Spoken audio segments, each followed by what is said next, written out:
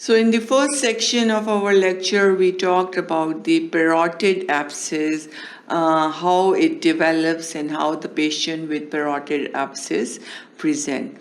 So in the next section now, which is the second section, we will talk about the Ludwig's angina. What are the causes of Ludwig's angina? What is Ludwig's angina? Clinical features and diagnosis of Ludwig's angina, and also how we treat the condition and what are some complications associated with Ludwig's angina. Ludwig's angina is a form of cellulitis. Cellulitis or connective tissue disorder that affects the submandibular, sublingual and submental spaces, that is the area under the tongue and neck. So the Ludwig's angina is cellulitis when the infection spread to the tissues and then that affects the submandibular area under the mandible, sublingual under the tongue and submental under the chin or neck. So this is the Ludwig's angina.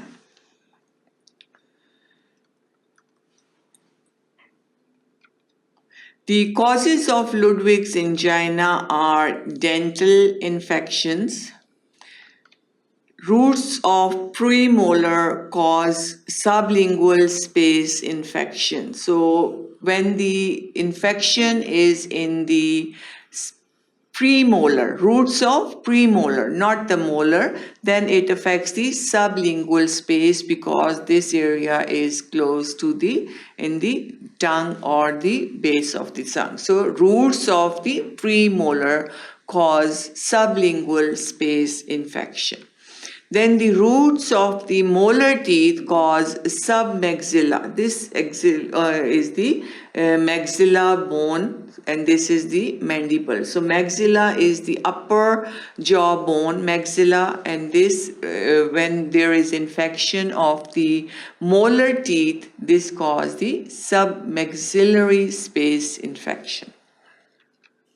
Then submandibular silladenitis, injuries of oral mucosa, fractures of the mandibles. These are all the causes of the Ludwig's angina. What is Ludwig's angina? It is the infection when it spread, cellulitis or connective tissue infection of the submandibular, sublingual or submental space, and these causes are due to the dental infections in the teeth, in the submandibular silladenitis, injuries of oral mucosa and fracture of the mandible. All these causes can lead to the Ludwig's angina. Bacteriology, again, aerobes and anaerobes, both organisms that need oxygen and no oxygen are the causative agent for the Ludwig's angina. Alpha hemolytic streptococci, staphylococci, bacteroides, all these are the microorganisms that can cause Ludwig's angina. Haemophilus influenzae, E. coli. So anaerobes, aerobes, alpha hemolytic streptococci, staphylococci, bacteroides, Haemophilus influenzae and E. coli are the causative agent of Ludwig's angina. Pseudomonas also cause Ludwig's angina.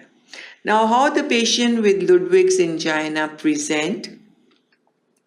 Odinophagia, pain on swallowing. Phagia is swallowing, odino is for the pain. So odinophagia is pain on the swallowing.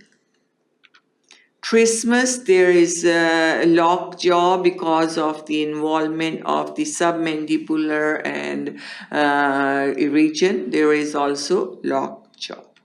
Swelling. Tongue seems pushed up and back because of all these swellings which occur in the sublingual and submental region, cellulitis and swelling and abscess formation. There is pushing of the tongue up and back. Cellulitis. Laryngeal edema also occur, and there are laryngeal features also present because of the swelling in the surrounding area. Treatment is systemic antibiotics are used, and then incision and drainage of abscess. Incision and drainage of any abscess is important, and incision and drainage in this case can be through the oral, intraoral, through the mouth, or external from the outside. So both cases can be used. Then we have another option is tracheostomy if airway is endangered, if the airways are blocked, if the abscess or pus or cellulitis is causing swelling and difficulty in breathing and respiration, then tracheostomy is performed, in which the hole is made in the trachea through the neck. So this is the picture of the tracheostomy. This is the mouth and the larynx, trachea, esophagus, and then tracheostomy tube is placed in the tracheostomy hole. A hole is made in the trachea through which the tracheostomy tube is put, and that is used for the breathing. So inflatable cuff, then again tracheostomy tube, and then the strap is placed, the strap holds tracheostomy tube in place, so it should not move. So that's the tracheostomy. Only in conditions when the patient is in the severe condition, it leads to the respiratory failure or obstruction in the breathing, this can be done. Complications of Ludwig's angina, it can spread to parapharyngeal and retropharyngeal spaces and mediastinum. Airway obstruction due to laryngeal edema or swelling and pushing back of the tongue. Because of all this, there is obstruction to the airway, and in these cases, the tracheostomy is recommended. Septicemia, once there is cellulitis and the tissue space infections, tissues are affected, connective tissues are involved, then the infection can go into the bloodstream, and then it causes septicemia, and then as a result infection can spread to the different parts of the body, different organs of the body, and septicemia sometimes can be a fatal, life-threatening condition. Aspiration pneumonia, because of all that abscess in the mouth and surrounding area, there is aspiration pneumonia due to aspiration of infected substance. So this was all about the Ludwig's angina. Thank you for watching sqadia.com.